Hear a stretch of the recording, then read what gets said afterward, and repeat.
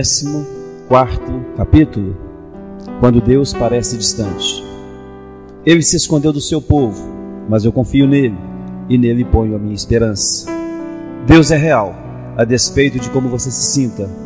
É fácil adorar a Deus quando as coisas vão bem, quando Ele provê comida, amigos, família, saúde e situações felizes. Mas as circunstâncias não são sempre agradáveis. E como então você irá adorar a Deus? O que você faz quando Deus parece estar a milhões de quilômetros? A mais profunda adoração é louvar a Deus a despeito da dor, dar graças durante a provação, manter a confiança nele em meio à tentação, render-se a Ele durante um sofrimento e amá-lo quando Ele parece distante. Amizades são frequentemente testadas por separação e silêncio. Ou você é separado por uma distância física, ou está impossibilitado de conversar. Na sua amizade com Deus, não será sempre que você se sentirá próximo dele. Philip Yancey observou sabiamente: todo relacionamento passa por períodos de proximidade e distanciamento. E no relacionamento com Deus, por mais íntimo que seja, o pêndulo vai oscilar de um lado para outro. É aí que a adoração fica difícil. Para amadurecer a amizade, Deus irá testá-la com períodos de aparente separação, épocas em que se tem o sentimento de que Deus nos abandonou ou esqueceu. Tem-se a impressão de que Deus está a quilômetros de distância. João da Cruz se referiu a esses dias de seca espiritual, dúvida e distanciamento de Deus, como a noite escura da alma. Henry Nouwen chamou-os de o ministério da ausência. A.W. Tozer chamou-os de o ministério da noite. Outros o mencionam como o inverno do coração. Com exceção de Jesus, Davi foi provavelmente quem teve uma amizade mais íntima com Deus do que qualquer outra pessoa. Deus teve prazer em chamá-lo um homem segundo o meu coração. Apesar disso, Davi frequentemente reclamava da aparente ausência de Deus. Por que, Senhor, tu permaneces afastado na hora do sofrimento? Por que tu te escondes de mim? Por que me abandonaste? Por que estás tão longe de salvar-me, tão longe dos meus gritos de angústia? Por que me rejeitaste? É óbvio que Deus não abandonou realmente Davi, assim como não abandona você. Ele prometeu várias vezes: eu jamais o abandonarei ou o rejeitarei. Mas Deus não prometeu: você sempre sentirá a minha presença. Aliás, Deus reconhece que algumas vezes esconde sua face de nós. Existem momentos em que Ele até parece ter desaparecido da nossa vida sem deixar pistas. Claude McShun descreve o que acontece. Certo dia você acorda e percebe que todas as suas sensações de comunhão espiritual se foram. Você ora, mas nada acontece. Você repreende o diabo, mas isso não muda nada. Você confessa cada pecado que consegue imaginar e então sai por aí pedindo perdão a todos que conhece. Você jejua e nada ainda. Você começa a se perguntar: quanto tempo essa depressão espiritual vai durar? Dias? Semanas? Meses? Será que vai acabar? Você tem a impressão de que as suas orações simplesmente batem no teto e voltam. Em absoluto desespero você grita: qual é o meu problema? A verdade é que não há nada de errado com você. Trata-se de uma parte normal da aprovação e amadurecimento de sua amizade com Deus. Todo cristão passa por isso ao menos uma vez, e normalmente várias vezes. É doloroso e perturbador, mas absolutamente vital para o desenvolvimento da sua fé. Ter conhecimento disso deu esperança a Jó, quando não podia sentir a presença de Deus em sua vida. Ele falou: se vou para o Oriente, lá Ele não está. Se vou para o Ocidente, não o encontro. Quando Ele está em ação no Norte, não enxergo. Quando vai para o Sul, nem sombra dele eu vejo. Mas Ele conhece o caminho por onde ando. Se me puser à prova, aparecerei como o ouro. Quando Deus parece distante, você pode pensar que Ele está zangado ou está punido por algum pecado. Em verdade, o pecado realmente o desliga de uma amizade íntima com Deus. Nós entristecemos o Espírito de Deus e sufocamos nossa amizade com Ele ao desobedecer, entrar em conflito com outras pessoas, nos ocupar ou ter amizade com o mundo, além de outros pecados. Mas, frequentemente, este sentimento de abandono e afastamento de Deus não tem nenhuma relação com o pecado. É um teste de fé que todos devemos enfrentar. Será que você continuará a amar Deus, confiar, obedecer e adorar a Deus, mesmo quando não sente a sua presença, nem a evidência visível da ação divina em sua vida? Nos dias de hoje, o erro mais comum que os cristãos cometem ao adorar a Deus é buscar uma experiência em vez de buscar a Deus. Eles buscam sensações e, se elas ocorrerem, concluem que foram bem-sucedidos em adorar. Errado. Na realidade, Deus em geral afasta as nossas sensações para não dependermos delas. Buscar uma sensação, mesmo uma sensação de proximidade com Cristo, não é adoração. Quando você é um cristão novo, Deus lhe dá muitas emoções comprobatórias e frequentemente responde às orações mais imaturas e egoístas, tudo para que você saiba que Ele existe. Mas, à medida que você crescer na fé, Ele irá emancipá-lo dessa dependência. A onipresença de Deus e a manifestação da sua presença são coisas diferentes. Uma é o fato, a outra é frequentemente uma sensação.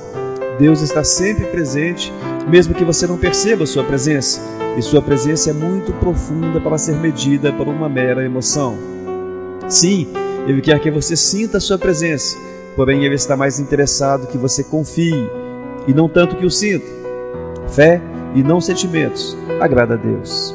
As situações que mais põem à prova a sua fé são aquelas em que a sua vida desanda, e Deus não pode ser achado. Isso aconteceu com Jó. Em um único dia, ele perdeu tudo: sua família, seus negócios, sua saúde e tudo o que possuía. E o que é pior, ao longo de 37 capítulos, Deus não disse nada. Como louvar a Deus quando você não compreende o que está acontecendo em sua vida e Deus está em silêncio? Como permanecer em comunhão em meio a uma crise e sem nenhum contato? Como manter os olhos em Jesus quando eles estão cheios de lágrimas? Você faz o que fez Jó. Então, prostrou-se rosto em terra, em adoração, e disse: saí nu do ventre da minha mãe, e nu partirei. O Senhor o deu, o Senhor o levou. Louvado seja o nome do Senhor. Diga exatamente como você se sente. Derrame seu coração perante Ele. Descarregue todos os sentimentos. Já fez isso quando disse: por isso não posso ficar calado. Estou aflito, tenho de falar. Preciso me queixar, pois o meu coração está cheio de amargura. Quando Deus lhe pareceu distante, ele clamou: como tenho saudade dos dias do meu vigor, quando a amizade de Deus abençoava a minha casa. Deus pode lidar com suas incertezas, sua raiva, seu sofrimento, suas confusões e suas indagações. Você sabia que admitir seu desespero para Deus pode ser uma declaração de fé? Confiando em Deus e sentindo desespero ao mesmo tempo, Davi escreveu: crie, por isso falei, estou completamente arruinado. Isso parece uma contradição. Confiar em Deus, mas se sentir destruído? A franqueza de Davi, na verdade, revela uma profunda fé. Primeiro, ele acreditava em Deus. Segundo, ele acreditava que Deus ouviria a sua oração. E terceiro, ele acreditava que Deus o deixaria dizer como se sentia, e ainda assim o amaria. Concentre-se em quem Deus é, sua natureza imutável. Independentemente das circunstâncias e de como você se sente, apegue-se ao caráter imutável de Deus. Lembre-se daquilo que é eternamente verdadeiro a respeito de Deus. Ele é bom, Ele me ama, está comigo, sabe por que coisas estou passando. Ele se importa e tem um bom plano para a minha vida. W. Raymond Edman diz: nunca duvide na escuridão do que Deus lhe disse na luz. Quando a vida de Jó se desfez e Deus permaneceu em silêncio, Jó ainda achou os seguintes motivos para louvar a Deus: Ele é bom e amoroso, Ele é todo-poderoso, Ele repara em cada detalhe da minha vida, Ele está no controle, Ele tem um plano para a minha vida, Ele vai me salvar. Confie que Deus cumprirá as suas promessas. Em tempos de noite espiritual, você deve confiar pacientemente nas promessas de Deus e não nas emoções. Deve perceber que Ele está levando você a um nível mais profundo de maturidade. Uma amizade baseada em emoções é, na verdade, frívola. Então não fique preocupado com os problemas. As circunstâncias não podem mudar o caráter de Deus. A graça de Deus ainda está a plena força. Ele ainda é a seu favor, mesmo que você não possa senti-lo. Na ausência das circunstâncias confirmativas, Jó se apegou à palavra de Deus. Ele diz: não me afastei dos mandamentos dos seus lábios, dei mais valor às palavras de sua boca do que ao meu pão de cada dia. Essa confiança na palavra de Deus fez com que Jó permanecesse fiel, ainda que nada fizesse sentido. Sua fé foi forte em meio à dor. Embora ele me mate, ainda assim esperarei nele. Quando você se sente abandonado por Deus e mesmo assim mantém a sua confiança nele, a despeito dos seus sentimentos, você o está adorando da forma mais profunda. Lembre-se do que Deus já fez por você.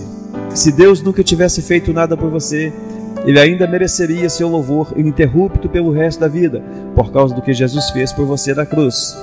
O Filho de Deus morreu por você. Esse é o maior de todos os motivos para adorar. Infelizmente, esquecemos os detalhes cruéis do torturante sacrifício que Deus fez a nosso favor. A familiaridade traz a complacência, mesmo antes de sua crucificação. O Filho de Deus foi desnudado, espancado até ficar irreconhecível, açoitado, ridicularizado, escarnecido, colado com espinhos e cuspido de forma humilhante. Ultrajado e ridicularizado por homens desalmados, ele foi tratado pior do que um animal. Então, quase inconsciente pela perda de sangue, ele foi forçado a arrastar uma cruz colina acima. Foi pregado nela e deixado para morrer com a lenta e excruciante tortura da morte por crucificação. Enquanto seu sangue escorria, escarnecedores ficavam ao seu redor e gritavam insultos, desafiando sua afirmação de que era Deus. Em seguida, como Jesus assumiu em si mesmo a culpa pelos pecados de toda a humanidade, Deus desviou os olhos daquela horrível visão e Jesus gritou em total desespero: meu Deus, por que me abandonaste? Jesus poderia ter se salvado, mas então não poderia salvar você. Palavras não podem descrever as trevas daquele momento, porque Deus permitiu e suportou tão medonho e perverso ato de crueldade. Por quê?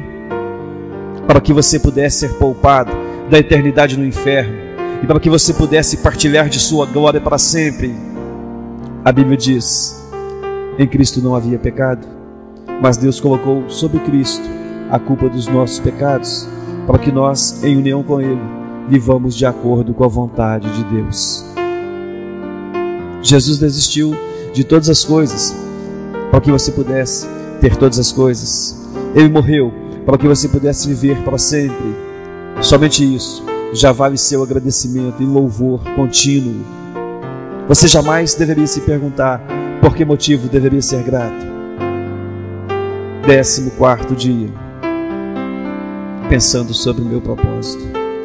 Um tema para reflexão: Deus é real, a despeito de como você se sente. Memorize esse versículo. Deus mesmo disse: nunca os deixarei e jamais os abandonarei. Hebreus 13:5. Medite nessa pergunta. Responda por escrito em seu caderno.